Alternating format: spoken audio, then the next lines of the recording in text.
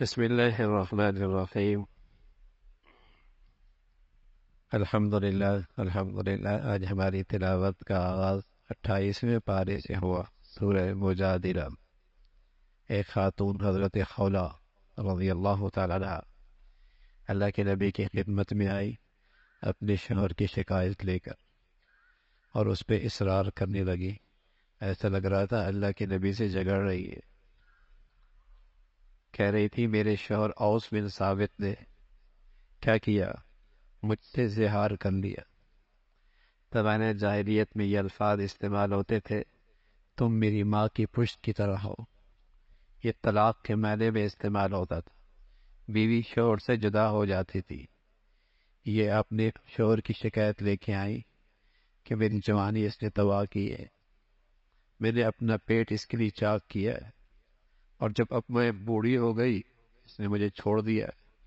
اب میرے چھوٹے بچے ہیں، اس کے پاس رہیں گے ضائع ہو جائیں گے، میرے پاس رہیں گے کہاں سے کھائیں گے۔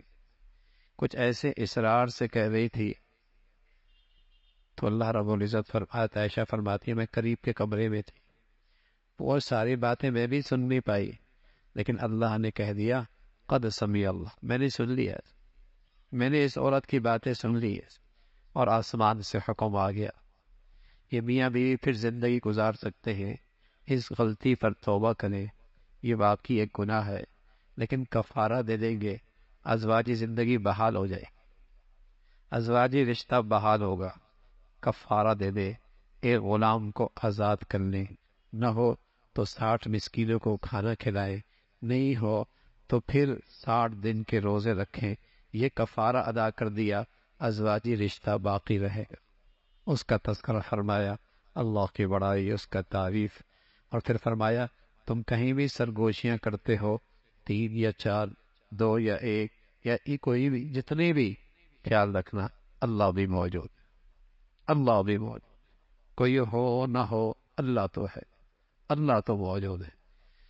اسی کا تذکرہ فرمایا، یہودی اللہ کے نبی کو پریشان کرنے کے لیے مختلف بہانے میں سرگوشیاں کیا کرتے تھے، اس کی مذمت فرمائی، مجلس کے آداب بتائے، کوئی آئے تو وسعت پیدا کرو، اس کے لیے گنجائش پیدا کرو، اس کا تذکرہ فرمایا۔ پھر فرمایا جو اللہ کے فکر سے محروم ہوتے ہیں وہ شیطان کے زیر اثر رہتے ہیں، وہ شیطان کی جماعت، اور ایمان والے جن کے دلوں میں واقعی ایمان ہو وہ کبھی کفار سے دلی دوستی نہیں رکھتے، وہ کفار سے اور کسی کافر سے دلی محبت اور دلی دوستی نہیں رکھتے، چاہے ان کے اپنے ہی کیوں نہ ہو، باپ ہی کیوں نہ ہو، اولاد ہی کیوں نہ ہو۔ اگر کافر ہے تو وہاں رشتوں کی بنیاد نسبی اور خونی نہیں، رشتوں کی بنیاد اسلام ہے، اسلام رشتوں کی بنیاد ہے۔ اگر وہ نہیں ہے تو ان کا کوئی تعلق نہیں۔ پھر اللہ رب العزت نے فرمایا یہ لوگ ہیں جن کے دلوں کے اندر ایمان لکھا جا چکا ہے، ان کی تصدیق کی جاتی ہے، اور ان سے یہ اللہ کی جماعت ہے، یہ اللہ کی جماعت ہے، اور اللہ ان سے راضی ہے، اس کا تذکرہ فرمایا۔ پھر سورہ حشر ہے، اللہ کی حمد و ثنا ہے، اور پھر مدینہ منورہ سے بنو نذیر یہودیوں کا ایک قبیلہ تھا جس سے مسلمانوں کا معاہدہ تھا، لیکن وہ سازشی قوم ہے، خفیہ طور پہ مشرکین سے ان کے تعلقات تھے اور مسلمانوں کے خلاف سازشیں کرتے تھے۔ اللہ کے نبی صلی اللہ علیہ وسلم نے طے فرما دیا انہیں یہاں سے جلا وطن کرنا ہے۔ تو مدینہ میں ان کے بڑے محفوظ قلعے تھے، اور معاشی طور پہ وہ بڑے مضبوط تھے۔ ان کا تو خیال بھی نہیں تھا کہ رسوائی اور ذلت کے ساتھ یہاں سے ہم نکالے جائیں گے، لیکن نکالے گئے اور وہاں سے انہیں نکالا گیا۔ پھر حضرت عمر کا دور آیا، انہوں نے ان کو پورا جزیرہ عرب سے نکال دیا، اخرج الیہود من جزیرۃ العرب، پورے جزیرہ عرب سے نکل گیا۔ پھر یہ مسلمانوں کی نکمی پن ہے اور مسلمانوں کی یہ کمزوریاں ہیں۔ آج پھر یہودی ہر طرف سازشوں کا جال بن رہا ہے، اور اس کا نظریہ اور عقیدہ یہ ہے کہ مدینہ ہماری ریاست ہے، یہ ان کا مذہبی عقیدہ ہے۔ ہر طرف پورے عرب کے خطے کے اندر وہ مختلف انداز سے سازشیں، اور ان سازشوں کے پیچھے وہی اور سب سے بڑی سازش کہ مسلمانوں کو تقسیم کر دو، ٹکڑوں میں بانٹ دو اور اس کی چھوٹی چھوٹی کالونیاں بنا دو اور پھر ان سب کو اپنے زیر اثر لے لو اور پھر جو چاہو پھر ان سے کرا لو، اور وہ اس سازش میں کامیاب ہے۔ پھر مال فے کا تذکرہ فرمایا کہ مال فے جو بغیر لڑے ہاتھ آ جائے اور مال غنیمت جنگ کے بعد حاصل ہو جائے، اس کی تقسیم اور اس کا طریقہ کار بتایا۔ پھر مخلص انصار کا تذکرہ فرمایا کہ ایمان کی نسبت سے کچھ لوگ ان کے پاس ہجرت کر کے آئے اور انہوں نے اپنے دل بڑے کی، انہوں نے ان کے لیے اپنے دل بڑے کر دیے اور اپنے گھر پیش کر دیے، اپنی زمینیں پیش کر دی اور اپنی زندگی کی ساری ان سہولیات ان کو سامنے پیش کر دی، اگرچہ خود ضرورت مند ہے لیکن وہ ایمان کی نسبت سے ان کی طرف ہجرت کر کے آئے نا، انہوں نے اپنے دل بڑے کر دیے، ان کا دامن وسیع ہو گیا اور سب کو اپنے ہاں رہائش دی، لیکن پھر اس کا بدلہ مہاجرین نے بھی خوب دیا، خوب ان کی حوصلہ افزائی کی۔ اللہ نے ان انصار اور مہاجرین کی تعریف فرمائی اور فرمایا ایمان والے اپنے دل کے اندر کسی ایمان والے کے لیے حسد اور کینہ اور بغض نہیں رکھتے، اور یہ جنت کی علامت ہے۔ کسی مسلمان کو اللہ ایسی نصیب فرما دے کہ اس کا دل حسد اور کینہ سے بغض سے پاک ہو، یہ جنتیوں کی علامت ہے، یہ جنتیوں کی علامت ہے۔ تو مسلمان اللہ خالص ایمان دے دے تو پھر ان گندگیوں کے ساتھ اس کے دل میں کوئی گنجائش نہیں ہے۔ پھر منافقین کی مذمت فرمائی، وہ کس طرح یہودیوں کا ساتھ دیتے ہیں۔ اللہ رب العزت نے ایمان والوں سے تلقین کر اللہ سے ڈرو اور اس دن سے ڈرو جس دن کوئی کسی کے کام نہیں آئے۔ قرآن کی تاثیر ہے، اس کی تاثیر تو اثر پہاڑوں پر بھی ہوتا ہے، پھر انسانوں کے دل پہ اس کا اثر کیوں نہ ہو؟ قرآن کی تاثیر تو ایسی ہے کہ پہاڑے بھی اس سے اثر لیتے ہیں، انسانوں کے دل کیوں اس کا اثر نہ لے؟ پھر اللہ کی بڑائی، اللہ کی تعریف کا تذکرہ ہے، اس کی صفات ہے۔ پھر سورہ ممتحنہ ہے، اللہ رب العزت نے اہل ایمان کو تلقین فرمائی جو میرے دشمن وہ تمہارے دشمن۔ یاد رکھو جو مسلمانوں کے خلاف سازشیں نہ کرے کافر اور مسلمانوں کے خلاف مسلمانوں کو تکلیف نہ پہنچائے، ان کے ساتھ اچھا سلوک سے پیش آؤ، یہ تو اسلام کا حکم ہے۔ لیکن جو مسلمانوں کے لیے سازشیں بن رہے ہیں اور ہمیشہ مسلمانوں کے خلاف جسے کہیں کہ مختلف انداز سے مسلمانوں کو ترسوا کرنے کی اور تکلیف دینے کی در پہ ہیں، ان کے ساتھ دوستانہ تعلقات کی اجازت نہیں ہے۔ ایک صحابی، مخلص صحابی حاتم ابن بلتع، انہیں جب پتہ چلا کہ اللہ کے نبی مکہ کی طرف سفر روانہ کرنے لگے ہیں، انہوں نے صرف اس خیال سے کہ اپنے خاندان جو مکہ میں رہتے ہیں ان کا تحفظ ہو جائے، انہوں نے یہ بات مکہ والوں کو بتا دی۔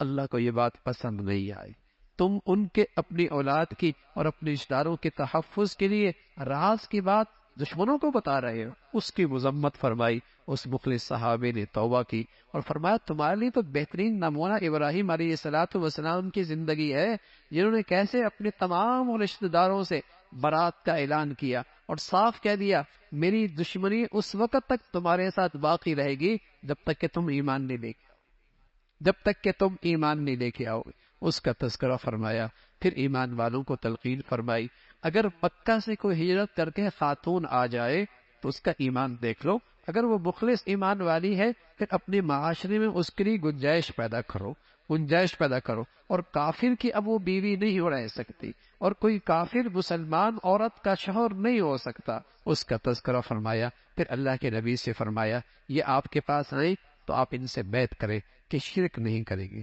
چوری نہیں کریں گے، زنا نہیں کریں گے، ناحق قتل نہیں کریں گے، کسی کو پر بہتان نہیں لگائیں گے، بچوں کو ناحق قتل نہیں کریں گے، ان بنیادوں پر ان سے بیعت کر لیں، اس کا تذکرہ فرمایا۔ پھر سورہ صف ہے، اللہ کی راہ میں جہاد فی سبیل اللہ میں صف کی مضبوطی کے ساتھ دشمن کا مقابلہ کرنا، اس کی تعریف ہے۔ اور پھر اللہ کے نبی کا جو انجیل میں تذکرہ ہے کہ آپ اللہ کے نبی ہیں، انجیل جو آپ سے پہلے نازل ہونے والی کتاب ہے اس میں احمد کا تذکرہ، پھر فرمایا اس میں اس نبی کے پاس ایک دین ہوگا اور وہ دین ساری دنیا پہ غالب آئے گا، چاہے کافر پسند کرے نہ کرے، چاہے مشرک کے لیے وہ بات کتنی ناگوار کیوں نہ ہو، اللہ نے یہ فیصلہ کر رکھا ہے۔ ایمان والوں سے کہا تم اللہ کے ساتھ تجارت کرو اور ایسی تجارت جس میں گھاٹا اور نقصان کوئی نہیں، تم جان مال کی قربانی دو، اللہ رب العزت تمہارے اس کے بدلے میں بہترین تمہارے لیے اللہ رب العزت نے زندگی رکھی ہے اور وہ زندگی قابل رشک ہے، اور مساکن طیبہ فی جنات عدن، ہمیشہ کے محلات ہیں وہ، اور یہ بڑی کامیابی کی بات، یہ بڑی کامیابی کی بات ہے۔ اور عیسیٰ علیہ الصلوۃ والسلام نے اپنے حواریوں سے کہا اللہ کے دین کی حفاظت اشاعت میں کون میرا ساتھ دے گا؟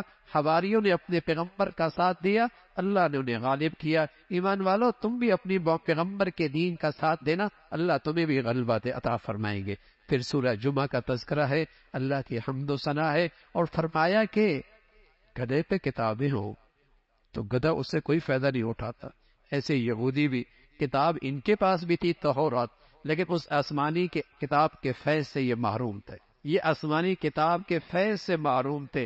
یہ ایسی ان کی کتابیں تھی مکتب جیسے گدھے کے اوپر کتابیں رکھی ہوں، کوئی فائدہ آسمانی کتاب کا ان کا نہیں ہوا۔ اس کا تذکرہ فرمایا، پھر فرمایا کہ جمعے کا وقت اس کی اپنی فضیلت ہے، جمعے کے وقت میں آذان ہو جائے تو لین دین بے و شرع سب حرام، سب ناجائز ہے۔ نماز پہلے پڑھو، اس کا اہتمام پہلے کرو، پھر اس کے بعد تجارت کرو، پھر اس کے بعد تجارت کرو، اللہ تمہارے تجارت میں برکت عطا فرمائے۔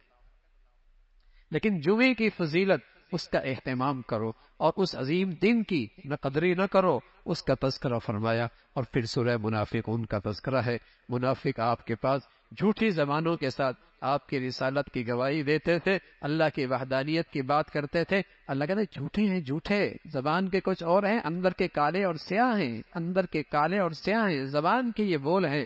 اور پھر ان منافقین کا کفر نفاق کھل کے سامنے آیا۔ ایک موقع پہ حضور علیہ الصلوۃ والسلام اور آپ کے ساتھیوں کے بارے میں کہنے لگے، یہ لوگ مدینہ میں آ گئے، ٹھہرنے لگے، ہم ان ذلیل لوگوں کو یہاں سے نکال دیں گے۔ اللہ رب العزت نے جواب دیا، عزت اللہ کی، اللہ کے رسول کی، اہل ایمان کی، ان منافقوں کو کیا پتا، ان منافقین کو کیا پتا ہے۔ پھر ایمان والوں کو تلقین فرمائی، ایمان والوں تمہیں تمہاری مال و دولت کہیں اللہ کیسے غافل نہ کر دے، اور اللہ کی تعمیری حکم سے تمہیں کہیں محروم نہ کر دے، خرچ کرو اللہ کے راستے میں اس سے پہلے کہ موت آ جائے۔ اور پھر جب موت آتی ہے تو انسان حسرت کرتا ہے، اے اللہ مہلت دے دے، بڑا نیک بن جاؤں گا اور بڑا صدقہ کروں گا، مہلت دے دے، نیک بن جاؤں گا، بڑا صدقہ کروں گا، لیکن وہ حسرتیں میری حسرتیں رہ جائیں گی۔ پھر سورہ تغابن کا تذکرہ ہے، اللہ کی بڑائی، اللہ کی عظمت۔ تغابن اللہ کے عذاب کا ایک نام ہے، نیک لوگوں کے لیے جنت میں ٹھکانہ ہے، اور بدی کی زندگی گزارنے والے اور اس پہ مرنے والے ان کے لیے بہت بری جگہ ہے۔ پھر فرمایا جو بھی مصیبت آتی ہے اللہ کے حکم کے بغیر تو نہیں آتی، خیال رکھنا مال و دولت ایک آزمائش ہے، مال و دولت آزمائش ہے، اس میں اگر کامیابی چاہتے ہو تو اس میں اللہ کے حکم کی تعمیل کیا کرو، اور اولاد کی تربیت کی فکر کیا کرو۔ اللہ کو جو قرض حسنہ دے گا اللہ کئی گنا بڑھا کے واپس عطا فرمائیں گے۔ اس کا تذکرہ، پھر سورہ طلاق کا تذکرہ ہے، اور خاص طور پہ طلاق، اور پھر اس کی عدت، اور پھر دودھ پیتے بچے اس کی ذمہ داری کس کے سپرد ہے اور اس کا خرچہ کس کے ذمہ ہے، اس کا تذکرہ فرمایا۔ طلاق 3 دینا حرام ہے، حرام، لیکن 3 طلاقیں حرام ضرور ہیں لیکن طلاق ہو جاتی، جیسے بکری کا گلا دبا کر اس کو مار دیا، حرام ہے نا، مر تو جائے گی نا بھائی، مر تو جائے گی نا، صحیح طریقہ کیا ہے، اس کو صحیح طریقے سے ذبح کرو۔ لیکن اگر آپ نے حرام طریقے سے اسے مار دیا، گلا دبا دیا، تو مر تو پھر بھی جائے گی بھائی، 3 طلاقیں دے دیں گے بیوی تو پھر بھی ہاتھ سے چلی جائے گی، اگرچہ حرام طریقے سے گئی۔ صحیح طریقہ کیا تھا، 1 طلاق دیتے، چھوڑ دیتے، اس کی 3 ماہواریاں ہوتی، خود بخود وہ بیوی نہ رہتی، اور تمہارے پاس گنجائش باقی تھی، کسی وقت ندامت، شرمندگی، ازواجی تعلق نکاح کے بعد قائم ہو سکتا۔ لیکن اگر 3 دے دی اور پھر حرام کیا تو بیوی بھی گئی، گناہ بھی ہوا۔ اس کا تذکرہ فرمایا کوئی بھی مشکل اور کوئی بھی پریشانی کا حل تقویٰ ہے، اللہ تقوی کی زندگی سے مشکلیں آسان فرما دیتا ہے، مشکلیں آسان فرما دیتا ہے، اور اللہ اس کی معاش کی ضرورت وہاں سے کرتے ہیں کہ تمہارے وہم و گمان کے اندر بھی نہیں ہوتی۔ ہر مشکل کی آسانی تقوی اور تقوی کے اور پرہیزگاری کی زندگی، نیکی کی زندگی نہیں بتائی، تقوی کی زندگی بتائی۔ آج مسلمان نیکیاں کرتا ہے، تقوی اختیار نہیں کرتا، اس لیے مشکلات کا شکار ہے۔ نیکیاں کرتا ہے، گناہ بھی پہاڑوں جیسے کرتا ہے، نیکیاں بھی ویسی لیکن گناہ بھی ویسی، اس لیے نیکیوں کی ساری تاثیر ختم ہو جاتی ہے۔ اس لیے فرمایا اگر زندگی کی مشکلات سے نجات پانا چاہتے ہو، گناہوں سے پرہیز کرو، مشکلیں آسان ہو جائیں گی، معاش کا مسئلہ عزت سے اللہ آسان فرمائیں گے، اس کا تذکرہ فرمایا۔ پھر اللہ کے نبی کو تلقین فرمائی، حرام قرار دینے کا اختیار تو اللہ کے پاس ہے، حلال کیا ہے حرام کیا ہے اس کا اختیار تو اللہ کے پاس ہے۔ گھر کی بات گھر والوں نے کسی اور کو بتا دی، اس پر تنبیہ فرمائی، نبی کی راز کی بات کو پھیلاؤ نہیں۔ کہ تمام ایمان والوں کو تلقین فرمائی، گھر والوں کی دینی تربیت اور دینی تعلیم گھر کے ذمہ دار پہ فرض ہے، فرض۔ صرف اپنا دیندار بننا کافی نہیں، گھر کی اہلیہ اور گھر کی بیوی اور گھر کے بچے، ان کی دینی تربیت مسلمانوں پہ فرض ہے۔ پہلی درسگاہ ہی اجڑ گئی تو معاشرہ کیسے بنے گا؟ پہلی درسگاہ ہی اجڑ کے رہ گئی تو معاشرہ کیسے بنے گا؟ معاشرے کی پہلی اکائی تو گھر ہے نا بھائی، اور جب گھر ہی کا ادارہ اور گھر ہی کے درسگاہ اور گھر ہی کی تربیت گاہ اجڑ گئی ہے تو پھر معاشرہ کیسے اچھا ہو سکتا؟ گھر تو بھائی پہلی اکائی ہے معاشرے کی اور پہلی درسگاہ ہے، اس کے دو مربی ہیں، باپ اور ماں، باپ اور ماں، اس لیے ان کا آپس کا باہمی اعتماد اور محبت ہونا ضروری ہے۔ اگر دونوں ماں باپ کی زندگیوں کا رخ الگ ہے، درسگاہ اجڑ کے رہ جائے۔ بتائیے نا، اگر کلاس کے ٹیچر ایک دوسرے سے دستے گریبان ہو، ان بچوں کا کیا حال ہو، اس نسل کا کیا حال ہو؟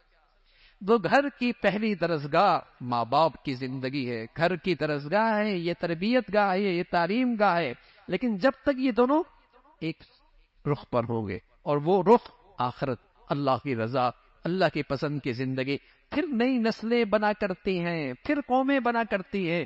پہلے گھر خراب ہوتے ہیں، پھر معاشرہ خراب ہوتا ہے، پہلے گھروں میں نفرتوں کی آگ ہوتی ہے، پھر معاشرہ نفرتوں کا شکار ہو جاتا ہے، پہلے گھروں کا سکون جاتا ہے، پھر معاشرہ بے سکون ہوتا ہے۔ تو فریضہ تھا مسلمانوں کے گھروں کی زندگی کا کہ اپنی اولاد اور اپنے گھر والوں کی دینی تربیت کرو، دینی اخلاق زندہ کرو، دینی عقائد کی فکر کرو، ان کی آخرت کی زندگی کی فکر کرو، یہ فریضہ ہے۔ پھر اللہ رب العزت نے بتایا، ایمان کوئی نہیں، ایمان کوئی نہیں تو کافر کا عذر کل کوئی نہیں قبول ہونا، کل پھر کوئی عذر قبول نہیں ہونا۔ اے ایمان والو، سچی توبہ کرو، توبۃ نصوحا، سچی توبہ کرو۔ اور سچی توبہ کیا ہوتی ہے؟ سچی توبہ میں 4 چیزیں ہوتی ہیں، اللہ ان راتوں میں ہمیں نصیب فرما دے، اللہ ان راتوں میں ہمیں نصیب فرما دے۔ سچی توبہ میں 4 چیزیں ہوتی ہیں۔ پہلی چیز، اپنی پچھلی زندگی پر دل کی سچی ندامت، دل کی سچی ندامت، پہلی چیز۔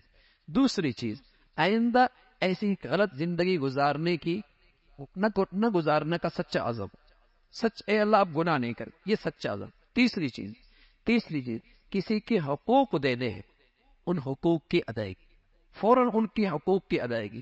چوتھی شرط یہ ہے کہ اللہ کے ایسے حقوق ضائع کیے، حج نہیں کیا، زکوٰۃ پوری نہیں دی، نماز رہ گئی، ان کی قضا کرنا شروع کر دے، ان کا ازالہ کرنا شروع کر دے۔